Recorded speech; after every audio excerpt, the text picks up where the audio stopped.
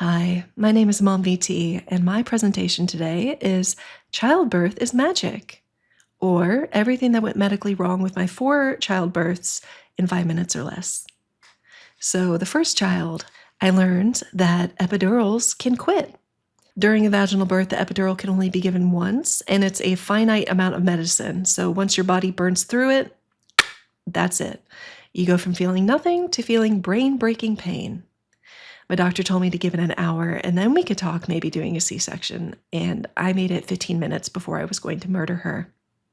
My second child, it was a scheduled C-section and was actually pretty routine, no complications that I can remember.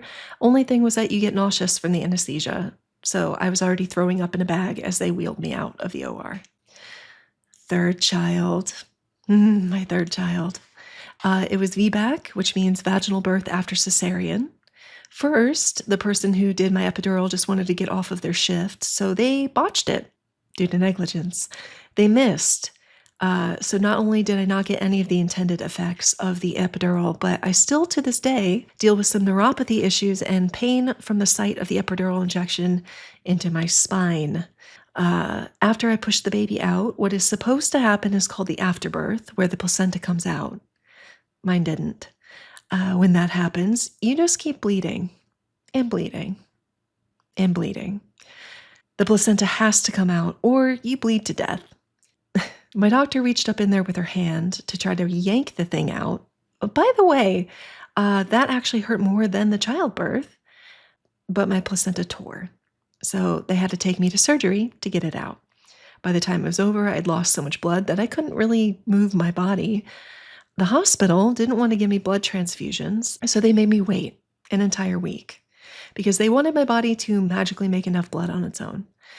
That didn't happen, so on the 7th day, they finally gave me 2 blood transfusions, and I instantly felt like a human again.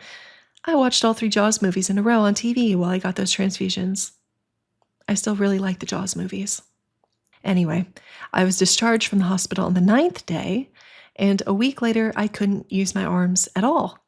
Turns out the person who gave me the blood transfusions didn't wash their hands or something because I ended up with cellulitis at both transfusion points, making my arms swell and hurt too much to even safely hold my baby.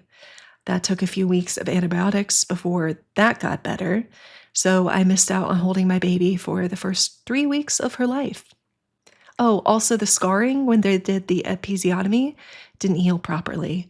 The episiotomy is where they cut you on the south side of your hoo-ha, so it won't tear. Mine tore anyways, and the scar tissue healed back in a way where it's hard tissue that can't move or stretch with blood vessels too close to the surface, so very, very painful.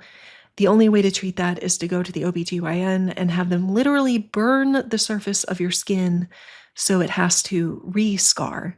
And I think I went in every 6 weeks for about 3 or 4 months before that got bearable. Fourth child! C-section again. I wasn't going to repeat the nonsense of the last time. Well, apparently, your organs can fuse together during a pregnancy due to how compressed everything is. My bladder fused to my uterus, so the OBGYN had to cut them apart and then suture the holes he made in both. Because it was my bladder, they had to leave a catheter in me until the sutures healed up enough. They tried to send me home with a catheter bag, but I was only home an hour before the bag started filling up with blood instead of pee. We went back to the hospital and they readmitted me. We're pretty sure it was a faulty catheter, which happens, but they refused to change the catheter to a new one because of, quote, risk of infection. Because it kept sliding around on its own, which they are not supposed to do, I was in body-racking pain for 4 more days before the doctor finally agreed to take it out. And to this day, I end up in horrific pain if I wait too long to go to the bathroom. You might be wondering why I even had 4 kids after going through all of that. I actually wanted 5. And why would I think I would keep having these horrible experiences? It couldn't get any worse, right? Right? Well, Dad VT and I have agreed that it's better to stop at 4 kids than be dead or permanently disabled for 5. So I'm done having kids. I've done my part for the birth rate. The end. Thank you for your time, and I hope I've put the fear of God into some of you.